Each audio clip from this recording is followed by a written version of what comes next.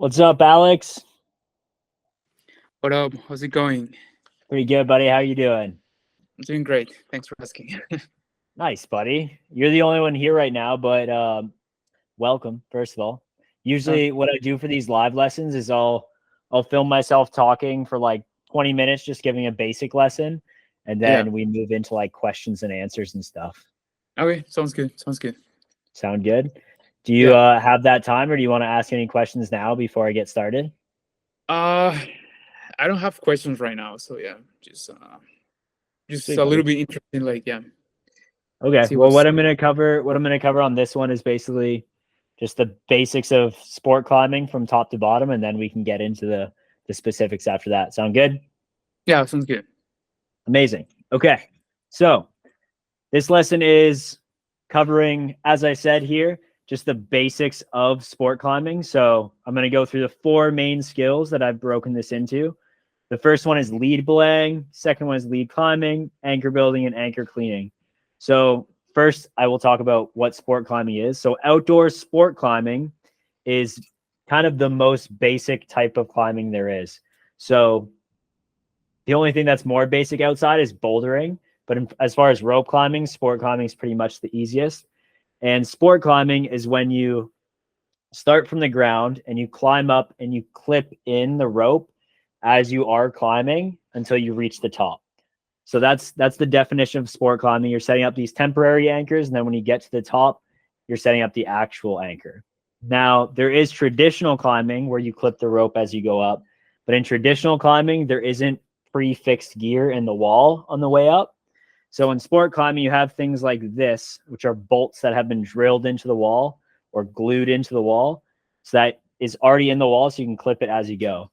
So that's one of the things that makes sport climbing more simple than the other types of climbing.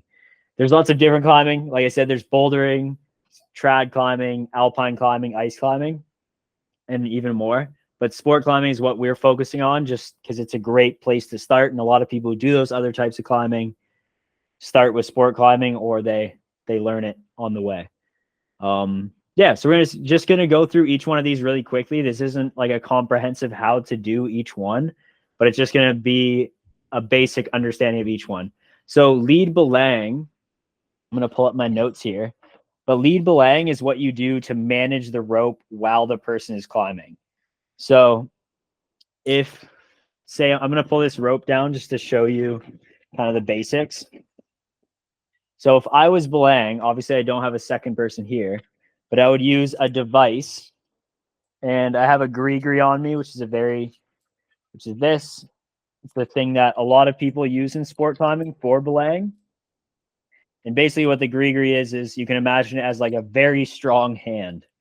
So it does the same thing that you would be able to do if you were just holding the rope, but it does it a lot stronger, just to super simplify it.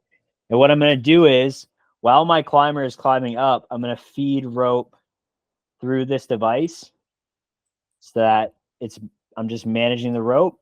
And then if they fall, this device specifically has an auto locking feature. So, well, they call it assisted braking. It's going to brake if the person falls, but I still always want my hand on this strand called the brake strand. There's other devices you can do this with too. This one is called a tube style device. This doesn't have an assisted braking or auto locking feature. So you have to be super vigilant when you're using these with your hand on the brake strand, because if your hand is off the brake strand, there's no backup, there's no fail safe. But the action of feeding the rope out while the person is climbing up is called belaying, or lead belaying, when the person is climbing up. So that's step one. Lead climbing, which is number 2 here. Lead climbing is what the person is doing while they're climbing up the wall. So while they're climbing up the wall, there's 2 ways this could happen. There may already be quick draws or something to clip to on the wall, but more times than not, more often, you have to place these as you're climbing up the wall. So I'm actually going to show you really quick. This is one type of bolt that would be in the wall. And what I'm going to do is I'm going to clip the quick draw into that, like so. And then I would clip the rope that's also tied to me into that quick draw. Okay. And that's going to protect me while I'm climbing. And I'll show you it from the far away version now. So if I'm tied in here, and I'll tie in really quickly. I'll tie into the other end. Have you done this before, Alex? Yeah, yes, I have. Sweet. I have a question. What is your technique to use the quick draw? For example, why is it facing to the right instead of the left? Yeah. So we'll get into that. I'm going to do lessons on each one of these. Oh, okay. But Yeah. the answer to your question to answer while I'm tying in is you try and clip it so that the gate is facing away from where you're climbing. So say I was climbing up the wall here and I know I'm going to be climbing in that direction next. I want the gate to face in the opposite direction. The opposite direction. Okay, got it. Yeah. Because if you fall, if it's clipped in the same direction, there's a very, very low chance, but you could fall and it could unclip itself. So you want the gate to be facing away from wherever you're going. Okay. But yeah, so as I'm climbing up the wall, because some people probably haven't done this, I record this and post it again. So some people who are watching probably haven't done this. So what you would do is as you were climbing, these quick draws are on your side. And then I'm going to clip this one first, which is kind of just out of the camera view probably. But I would clip this one and then clip the rope into it. And then I keep climbing. That way, if I fall, I'm only going to fall the distance to the bolt and past it. And then the quick draw is going to catch me. But if I keep climbing, flip on the other one, flip the rope up, and then you would keep doing this all the way up the climb. So you're setting up these temporary anchors as you go. So that's what lead climbing is. Just like Alex mentioned, though, there's very specific ways you have to clip these quick draws. There's also specific ways to clip in the rope. There's ways that you can clip this unsafely. So there's lots of little specific things that you have to do when you're actually doing this outside to keep yourself safe and make sure that you're doing best practices. So I'm saying things very simply now just to cover it all, but we're going to do lessons on each one of these specifically to cover it completely. Awesome. Okay, so now we're going to get into anchor building. So I actually, depending when you're watching this, I actually already have a lesson on anchor building in the school community. So if you go to the classroom section, you can check that out. But anchors are what you set up at the top of the climb. So different than when you're going up, when you get to the top, there's usually 2 bolts and they're close together and they're meant to be used simultaneously to add what they call an anchor into the wall. So this is something that's going to be used to lower off of. And if someone else is climbing after you without leading, so they're top roping, they're going to be relying on the anchor pretty heavily. The most simple anchor that you can build is just with 2 quick draws. So you just clip a quick draw, one facing one way, one facing the other way, and you clip the rope through both of them. There's a lot more to it than just this, though. You have to be able to do a lot of things, like a lot of different anchors, to be able to safely connect things. But this is the most simple. And you can see we have 2 pieces. So if one of them fails, and that's what we think about when we're building these, if anything fails, there's a backup for it.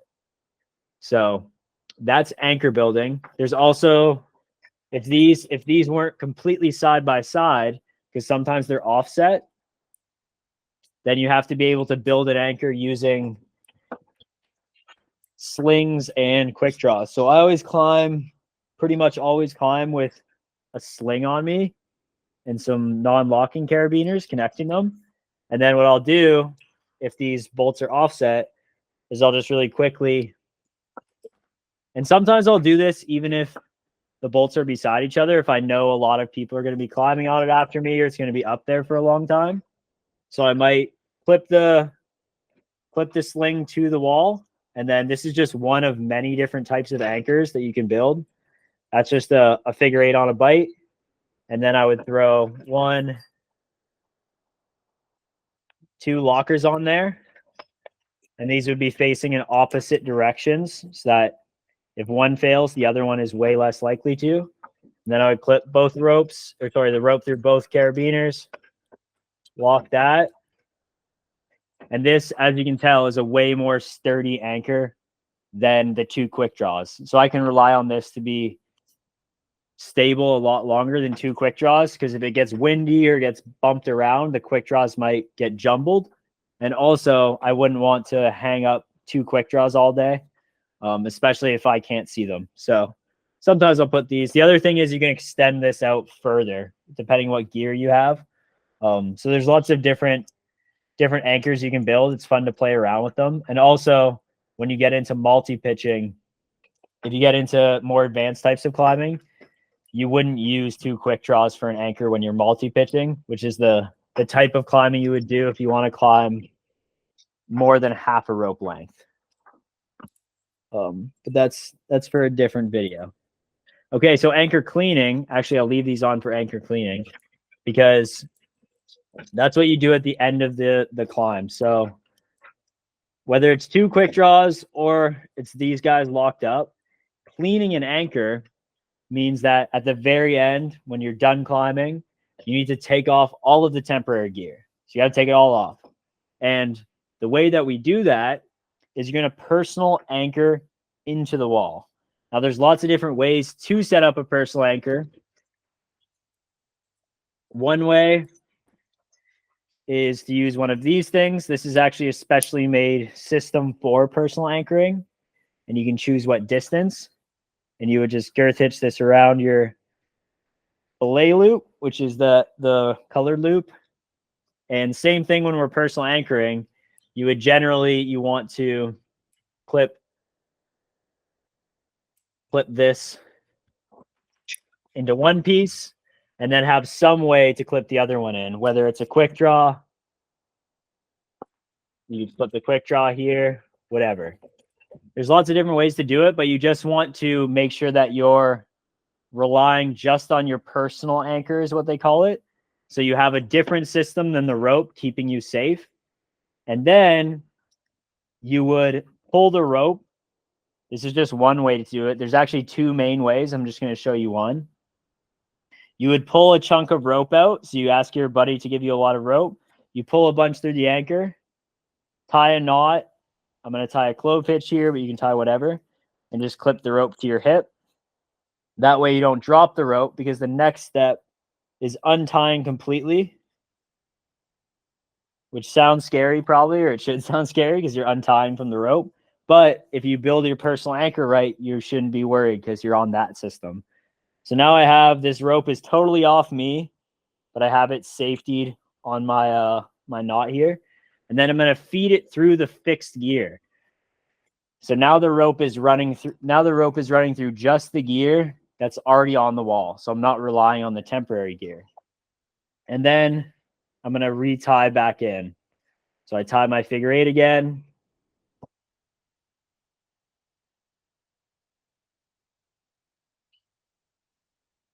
Retie back in.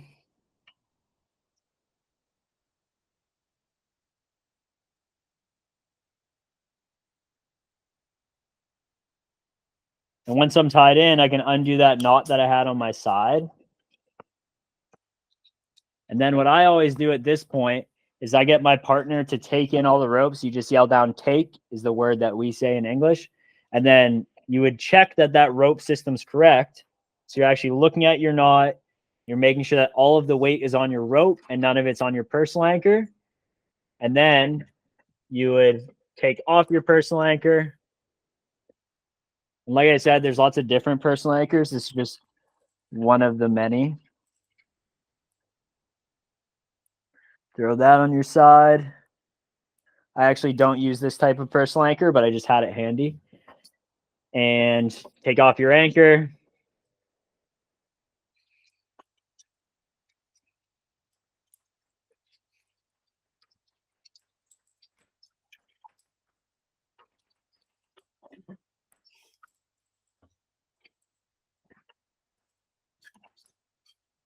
You can either tidy it up when you're at the top, or you can just clean it up when you're at the bottom. And then you can see there's no temporary gear on the wall anymore. So I'm just going to lower down. And that's how you go up the wall, build an anchor and use it, and then you clean the anchor. So those are the 4 main skills that you need to know to go outdoor sport climbing. And then when you get to the ground, you would untie from this rope. Boom, boom. So pretend I'm on the ground now. And then you can just pull the rope through. Ta-da. And you can see how you can just do this over and over again. And you have all the equipment that you went up with. And you just had fun climbing. So that is sport climbing. And each one of those skills, I have a lot of notes written here on each one of the skills. Like lead belaying, there's a way to do it safely. Lead climbing, a way to do it safely. Anchor building, anchor cleaning, all of these things have little tricks in each one of them. And my plan is to build lessons around each one of these in this community so that you can just watch all those videos and then at least have more knowledge to go outdoor climbing with your friends who are experienced, or if you hire a guide, it's just a way for you to learn at home before you get out there and start climbing with more experienced people. So that's it. Boom. That was fast. Yeah, man. I was just trying to get through it quick. Let me grab a chair and I'll sit down and chat with you. No, it's fine.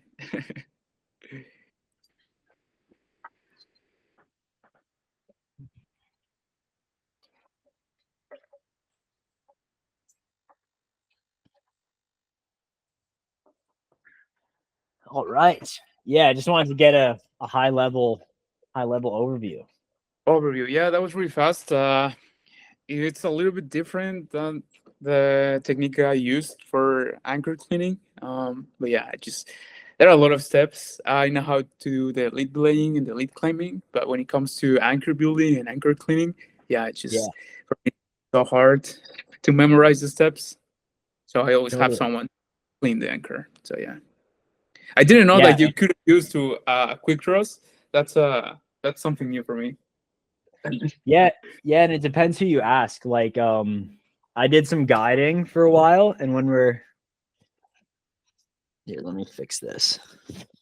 When I was guiding, we wouldn't use 2 quick draws because it's considered a little bit less safe, I guess, because you're just relying on 2 non-lockers. But a lot of people recreationally will use 2 non-locking quick draws, just opposite and opposed. So it's pretty common practice recreationally, but in like the professional world, I think they usually teach people not to do it just because it's like a little less safe. Yeah.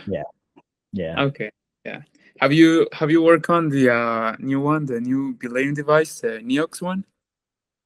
No, I haven't used it yet. I have a bunch of guide friends who have, and they kind of got shown how to, like, they got to use it before it released, and they said it's pretty good for this exact use, like single pitch sport climbing. But I mean, I have my Grigri, and I'd rather wait for summer and let everyone else try it and see if anything happens, and then I'll use it. Yeah, that's so funny. Yeah, I have used it. Yeah, but only for indoor climbing. Yeah. But how'd you like it? It's pretty good. It's when it comes to belaying, it's really easy. So you don't have to struggle sometimes to have your thumb on the cam. So yeah, it's really easy for belaying. So yeah, I highly recommend it for indoor climbing. For now, I wouldn't use it for outdoor climbing. No, why not? I mean, it's just like it's brand new. So I mean, we have to wait a little bit to see like how it works outdoors. Yeah, that's kind of where my thought is too. I mean, when the Grigri Plus came out, which is the last time they tried to do it better, I don't like it. Didn't work. So I was like, yeah, I wish I was rich enough to buy it for fun, but that is not something I can do right now. Yeah, I had it just for a month or something like that, but I didn't like it. I just preferred the old one, the normal Grigri. So yeah, or even an ATC. So yeah. So yeah, that was good. Nice, man. So what's your history? Tell me about how you got into climbing and where you're at now. I got into climbing like 2 years ago. Some of my friends in college, they would go to a bouldering gym, so I got invited, and then I started to fall in love with bouldering, and I and one of my friends convinced me to do some outdoor climbing. So yeah, that's how it started. Sweet. You do outdoor bouldering, or did you get into outdoor like rope climbing as well? Both rock climbing and bouldering. But as of right Nice. now, I feel more safe doing bouldering on my own, of course. When I Yeah. when I climb with friends, it's just yeah, we can do some rock climbing, but for myself, it's just bouldering. Yeah. Okay. What are you finding is kind of the hardest thing to learn in outdoor climbing? You mentioned a couple skills, but I'm curious what's been the hardest for you. For me, it's also the mental aspect. When you're like climbing outdoors, it's totally different than the gym. But for me, it's Mm, just like memorizing the steps or memorizing that. Oh, am I back clipping? Am I back yeah. stepping? Things like that. And you're outdoors, and I don't know. It's just sometimes it's really scary. Yeah, totally. I think that's a good thing to feel, right? It's like you don't want to the other side of it, just thinking that you're not scared of anything is also very dangerous. Like when I meet people like that. So, um, I think it's okay to feel scared until you, as you said, know the system very well, and that's what Yeah, keeps you safe, right? It's like being worried, but hopefully these videos will help you because then you can practice at home and you can like go over it again and again. But not this video specifically. This video is for someone who doesn't know what it is, like what I just did. yeah, But the zoomed in videos, like the one on anchors that I've already built, that's my goal is to have something you guys can use to practice in your head, or if you have stuff at home, practice at home. yeah. I would practice. I think I'm more hands-on experience rather Yeah, than learning or just like reading something. So yeah. How was your first time climbing outdoors? Your very first first time. time. It was a long time ago now. It was probably similar to you where like I went out. So I went out with friends for the first time, like just some people I met in college, the week before I started college, and they took me out and they just set up the rope, and then I had like my Nikes. I didn't even have climbing shoes or anything. I just Yeah. borrowed Nice. a helmet, and then like yeah, just tried it out, and it was a lot of fun. And then I went to school and they taught us how to set up all the ropes and anchors, and we got to practice with supervisors and everything. Yeah. So it was a pretty good place to learn because that was like one of the main things we were there to do. Yeah. But it was same thing, man. I was scared for a long time, and like when I was first lead climbing, I didn't get to choose my partner, so she was like kind of not paying attention, which made it more scary. My God. Yeah, that was really scary.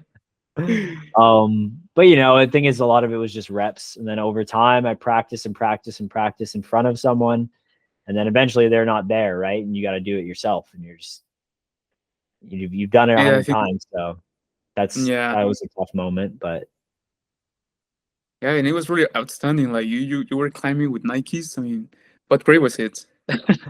probably pretty easy, man. Yeah, it's definitely easy stuff. Like I wasn't going hard, but like everyone Tandy starts climbing. somewhere, right? Pardon me. You were climbing at 10C with Nikes, something like that. No, definitely not, man. Definitely, it probably felt like a very hard climb at the time. Those shoes don't make it easy. But yeah, I think the anchor building and the anchor cleaning are the two things that are the toughest. And then lead climbing is like there's not too much. Like there's, as you said, there's back clipping. What do I got here? Communication, clipping the first bolt. Do you guys use Yeah. stick clips where you're from? Not really. Yeah. No, you know what they are though. No, I didn't know that. Okay, so a stick clip is, you know how when you're climbing up to the first bolt to clip it, Yeah. if you fall, you fall to the ground. Yeah. Yeah.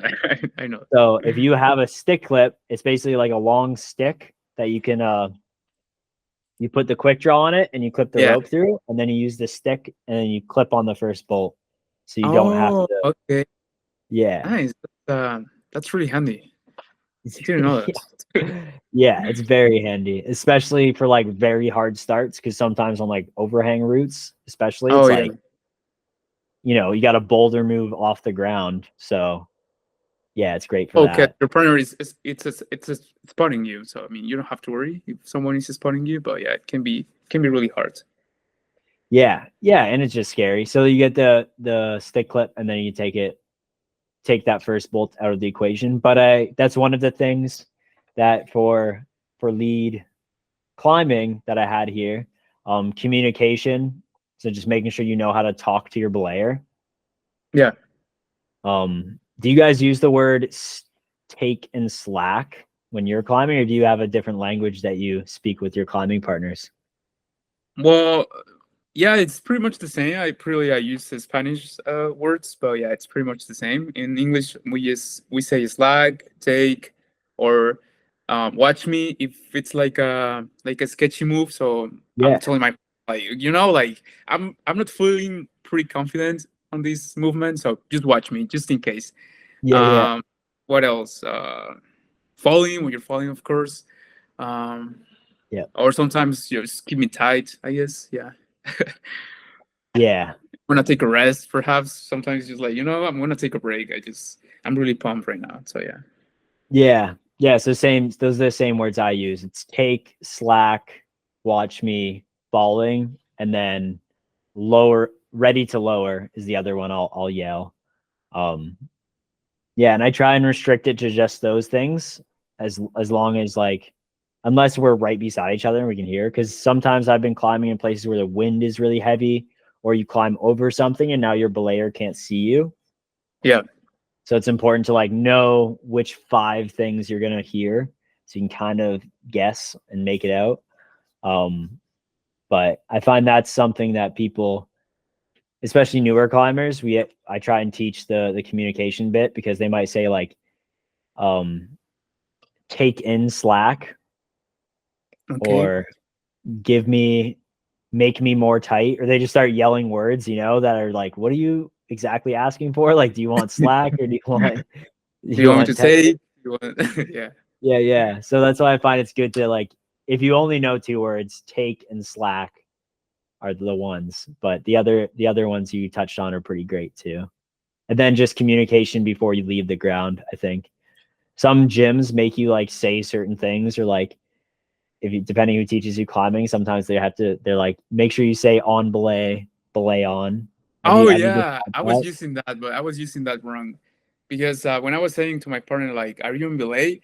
and he told me like, "Oh yeah, I am on belay." But actually, when you clip the first quick draw, that is when you are on belay. So once you Yeah. have clipped the first quick draw, your partner has to say like, "Oh, you are now on belay." Yeah. Some people do that. I I honestly, like, me with my experienced climbing partner friend, like, we don't say those things. Yeah. Because it's like, obviously, you know what I mean? The first clip, it's like, we do, but what we do is like, I'll look at the person and be like, yo, I'm climbing now, like, game on. You know what I mean? Yeah.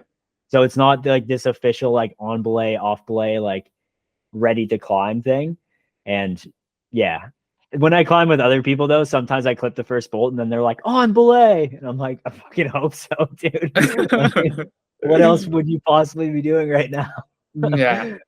But I think it's, yeah, as long as you're on the same page with your partner, like, it doesn't hurt to say that, but it's like, as long as they know that that's the game. I think it's just talking before they leave the ground, because there's been instances where like people think, like, say you're getting really stoked at the bottom of a climb and then you start climbing. It's like your partner, for whatever reason, might not have known that you're about to start climbing. Yeah. So just like making sure that they're on the same page before you go. That's the big important thing for me. And then the other thing that people have got really hurt or died because of is because they get to the top of a climb and then their partner, there's usually like newer partners, they'll just Yeah. take them off the belay. Oh my They just God. take off their device, right? And then they'll sit back and then fall.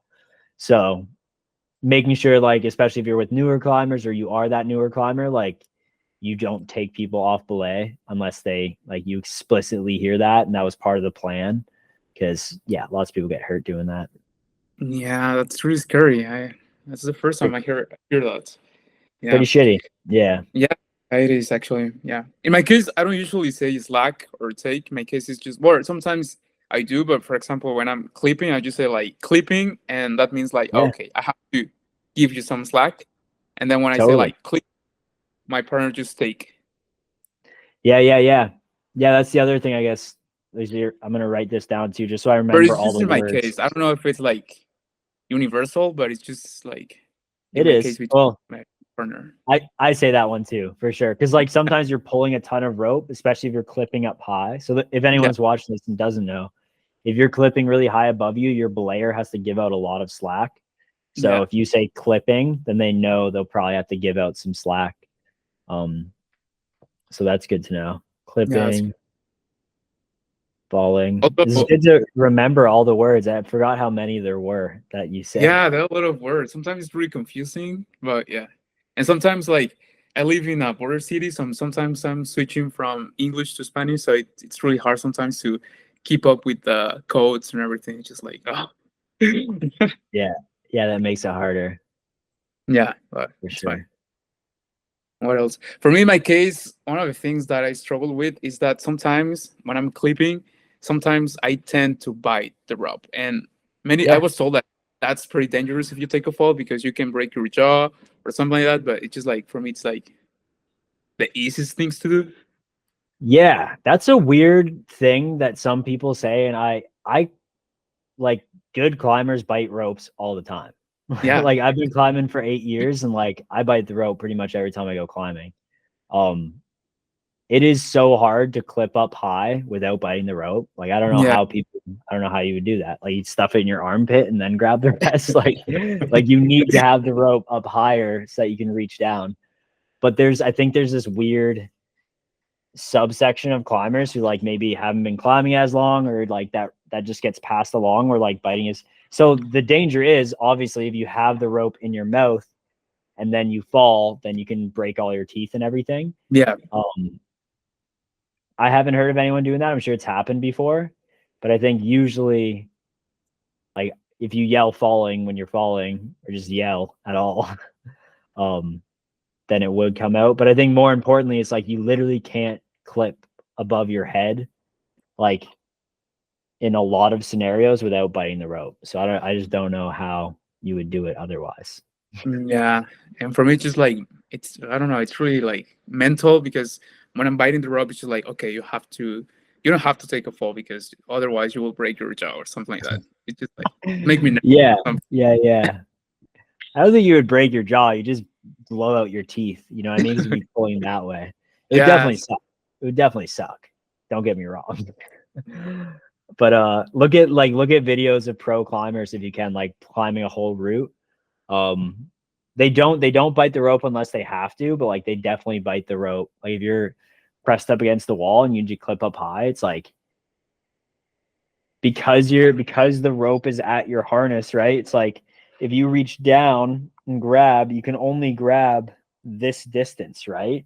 Yeah. So it's like as you lift it up, it's like you're restricted. You're literally restricted. You can't get your full arm's length. So if you're actually an arm's length away, it's like it's impossible. Yeah. So I'd keep biting the rope, bro. I wouldn't overthink it too much. Oh, okay. Yeah. Yeah, because there are a few people that they are really, really strict when it comes to outdoor climbing, which is like, I mean, it's outdoor climbing, so of course you have to be very careful. Yeah. The goal is to not die, but like people act like there's rules when there aren't. You know what I mean? It's like there's not actually any rules out there.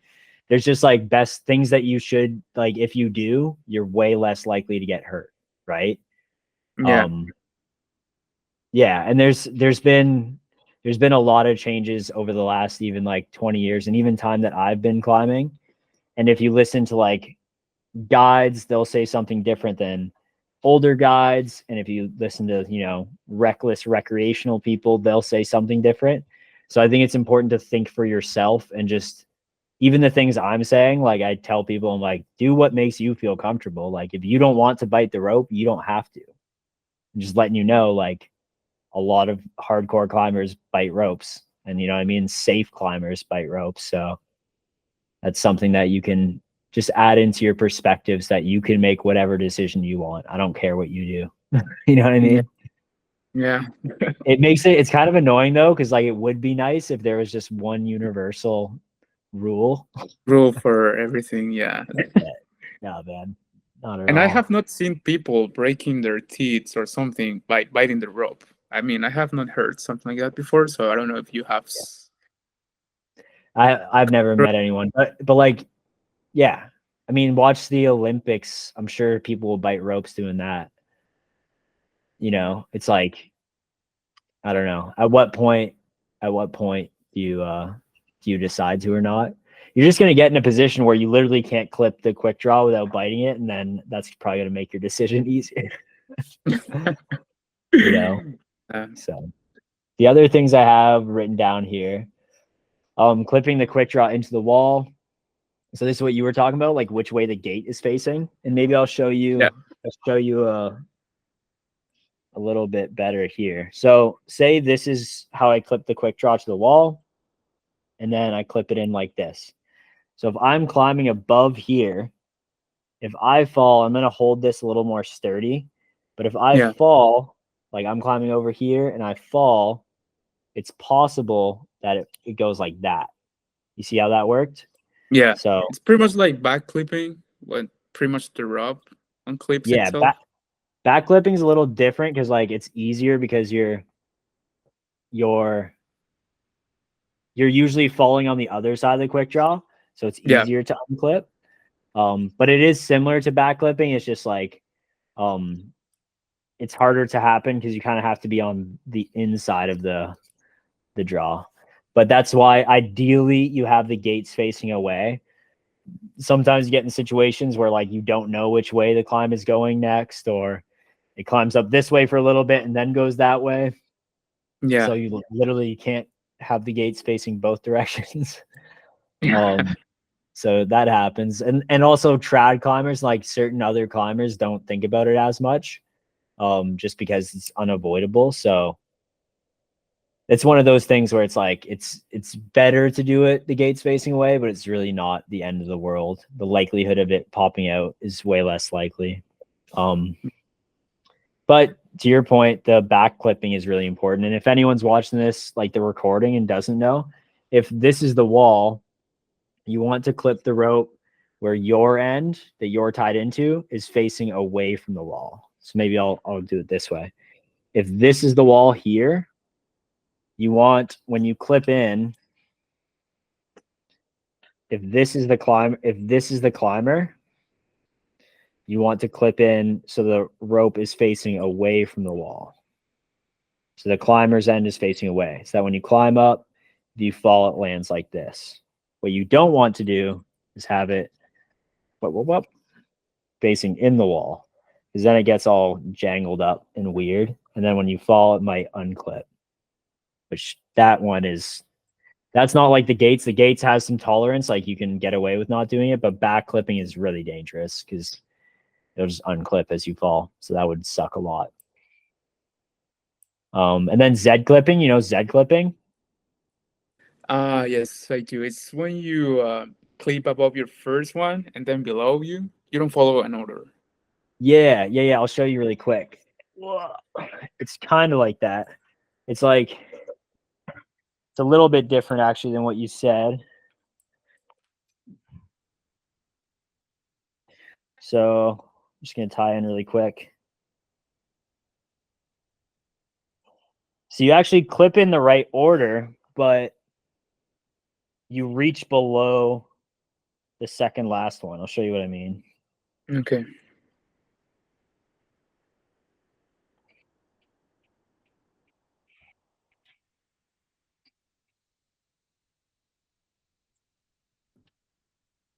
Okay, so can you see this one here? Yes, I can see it. Okay, so I clip that one and then I keep climbing, clip the other one. And this usually happens in this kind of scenario where the quick draw is really close. Usually you would grab the rope from above the last quick draw and clip it in, right? This is nice and safe because if I fall, it's going to catch me here. But a Z clip is if you reach down, and usually it's because you're not looking, and you grab the rope from underneath your last quick draw. Yeah. And then you clip it. So, and then if you keep climbing, it's this weird, that's why they call it a Z, because it starts to zigzag. Yeah. And what you would I have done do it before. You've done this before? Yeah, I have done it before. It sucks, eh? It sucks, So yeah. do you know what you like? What did you do when this happened? I mean, you have to unclip it, so and you have to go back. No, so the best thing that you could do, like if you can do this, Yeah, rather than unclip this one, especially if I'm in a tough yeah. scenario, you can just unclip the one at the underneath, and now you're back on the top one. Oh, okay, got And it. then if you have the ability, it's best to reclip this back in order. But you see how that works? Like I was able to Yeah, just keep my high piece in, but just unclip. So I'll show it one more time. I'm up here. Right now, if I fall, even if I keep climbing, I'm falling all the way down past here, and it's going to add so much more slack into the system as I climb. But if I just unclip this one, now my last piece is here, which is sweet. And then you want to reclip it in if you can, just because it adds another piece in case that one fails for whatever reason. But I've yeah, seen this happen before. The other thing while clipping, this is a weird one too. So this isn't the most beautiful figure eight knot because I tied it really quick, but you see this gap between the figure eight knot and my yeah. I can, harness. yeah. So if that loop is really big, I've seen people like really tight to the wall and they go to clip in the rope and they actually clip into that loop Oh my God, I have never and seen then that, they're but stuck. Then they get yeah, stuck. It's not like it's unsafe, like you're gonna get hurt, but it definitely sucks because you can't go anywhere. yeah, it really sucks. In my case, I don't have like, any gap between my knot and my harness. It's just like Yeah, I don't have it. that's But yeah, that is ideal. That's what you want to do. yeah, Some people just don't realize, and if you're top roping in the gym, then it doesn't really matter. But outside for that reason and some other ones, it sucks. yeah, it sucks. Yeah, I know that. Especially in the gym that where I climb, it's just like for the lead climbing projects, we only have like a cave, and it's really hard sometimes to send those projects because it's overhanging, and Yeah. when you're like, I don't know, I see clipped or I back clip, just like lower me. There's no case of like You going just back give because up. it's so hard. Yeah. Yeah. Yeah. It's pretty annoying when you're like completely pumped out and then you make one of those moves and you're like, fuck. Yeah, Yeah. just lower me. I will try again. Yeah. Clipping's hard on overhangs too, because it's just free hanging and you don't have as much stability usually. Yeah, Can be. The other thing I have written here for clipping is fall factor. Have you ever heard of those words? the fall factor. Huh. Yeah. No, I don't think so. Or probably I know this, but in other words. It's more of a concept in multi-pitching, but I think it's important to know. So you know how these ropes stretch, right? Yeah. Okay. So if you think about like a rubber band, if I have a really, really little rubber band, how much do you think it's going to stretch? A little bit. Just like a tiny bit, right? But if I have a Yeah. big rubber band, even if it stretches the same amount, it's going to stretch a lot more, right? Yeah. The same thing with the rope. If I try and pull this apart, it's not going to stretch as much. But if I had the entire rope and pulled on either end, it's going to stretch a lot more. So the more rope in the system, the more stretch. That's just how it works. So fall factor means that how much rope is in the system versus it's a ratio, rope in the system divided by fall distance. So if I'm climbing, if the bottom of the camera is the ground and I climb Yeah. up to here and I fall all the way to here, I've fallen the entire distance of the rope. So that's a factor 1 fall. And that's going to be it's going to hurt a lot because it's going to shock load the system. Like there's not a lot of stretch in the system. Whereas if I was to zoom out, if I climb up really high and then fall here, boom, see how there's a lot more rope in the system? Yeah. I've only fallen a little bit. So I get the stretch from this whole system into this fall. So it's not going to be as hard of a fall because you have the whole rubber band to stretch rather than a little rubber band. Okay. Does that make Yeah, I sense? did know. Yeah, If it it makes sense. doesn't, Yeah. Okay. I got to figure out how to teach that over camera because it's a little easier in person, sort of. Yeah. But you can imagine Usually, the worst way this could happen is in a multi-pitch scenario. Have you done any multi-pitching yet? no, but I really want to do it someday. Just it's one Okay. of my, yeah. Sweet. So this is an important concept for you to know then, because in sport climbing on the ground, like single pitch, you can only ever fall as far as the ground. Like you can't have Yeah. more than a factor one fall. Like when you clip the first piece and fall, it's gonna be to the ground. But in a multi-pitch climb, how do I show this? Basically, like if this was the ground and you were to climb up, so say your anchor's here, like you're on the side of a big wall. Actually, Yeah. say the anchor's here, and you climb up, and then you fall, and it's only got this much rope in the system, right? Yeah. I got from here to here, but you fall to the anchor, past the anchor, and then shock. You've now fallen twice as far as there is rope in the system. So that's called a factor two fall. And people have broken their backs from that because they just fall twice as far as the rope in the system. So Damn, folks. that sucks. Yeah. Yeah. Don't want that to happen. So the way you mitigate for that is you usually you try and get the first piece in without falling, obviously.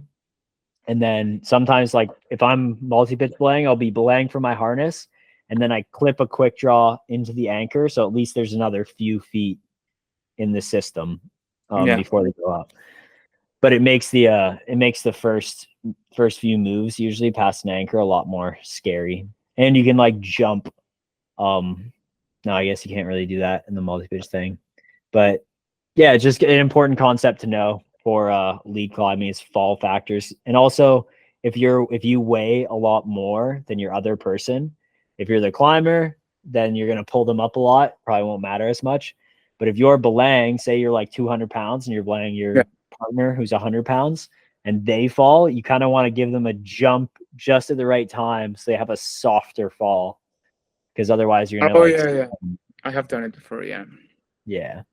Unless there's a ledge or they're close to the ground, because you want them to not hit the ground or hit the ledge. So you got to kind of factor that in, which is why lead belaying is so, you got to be on point. You got to be paying attention.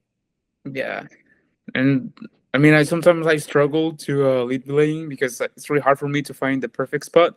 Sometimes people tell me like, oh, you have to like move to the right or move to the left, and you're just moving around and trying not to for example, when I lead belaying, sometimes it's really hard for the climber to struggle with the rope. Sometimes the rope is in the way, so I have to find a way. Oh, probably you're backstepping, so maybe I will have to move to the left or to the right. So yeah. Totally. Yeah, they call it, yeah, you have to be doing that. I mean, top rope belaying, you can just like I top rope belay sitting down. Yeah, during that one. But like lead belaying, you got to be on point and like moving around and making sure that.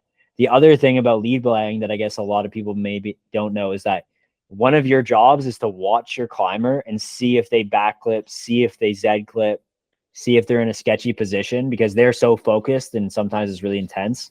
So ideally you also are helping them avoid mistakes. And if they make one, you can like tell them before it's too late. So yeah, you got to move around, make sure they don't trip on the rope, and also be like, hey, you back clipped, or hey, your foot's behind the rope.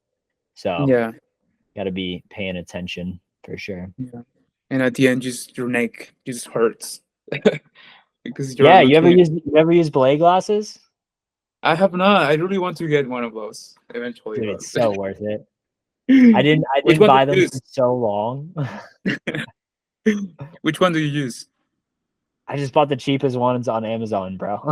It's like, Oh, really? I think I'm on my second pair now. Yeah, because they sell some that are like $200. I'm like, what could possibly be, you know, like what is gonna make this 4 times the price as this one? So I think I got mine for like $50 on Amazon. Plus they break, so like I think I broke my first pair just because I'm rough with my gear, and then I just bought another pair. So whatever. That's nice. Yeah, I will get them. I mean, Yeah, you can share the link. I mean, I can browse them and just because I was looking at the Metallus one or things like that, but yeah, they're a little bit expensive. it's crazy. I don't know why. They're not. It's not a complex The piece of brand machinery. is the brand Um, pretty much. yeah. I guess you could argue the metal ones might be like more durable. I think the Yeah. biggest thing is like getting a good case for them. Like I keep mine in a case and I make sure I always put them back. I say this, but they're literally at my house right now, like on my counter. But I always like take them in and out of the case right away. I think belay glasses and a climbing rope bag are the two things I just avoided buying because I was like, oh, I don't need those. And the second I bought them, I was like, I don't know why I avoided this. Like it helps out so much in so many ways. Yeah. Yeah. I bet. Yeah, man. All right. I think it's time for me to go. Sweet, buddy. It's a nice one. So yeah. Yeah, it was a good chat. I think we have a call tomorrow, don't we? Or Wednesday? Yeah, it's on Wednesday. Sweet, man. Yeah, I think on that call, I'd love to just chat about a little bit more about how you learn because I'm trying to build stuff, but I'll let you go now. Thanks for stopping in and listening to me ramble. No, it's right. It's right. I mean, I gotta work. So I mean, it's Are you right. at work right now? Oh yeah, I mean, just took my 1 hour lunch. So yeah, just like. Oh, sweet. Okay. I'll let you eat. Thanks, buddy. Oh, it's right. All right. Take care. Ciao.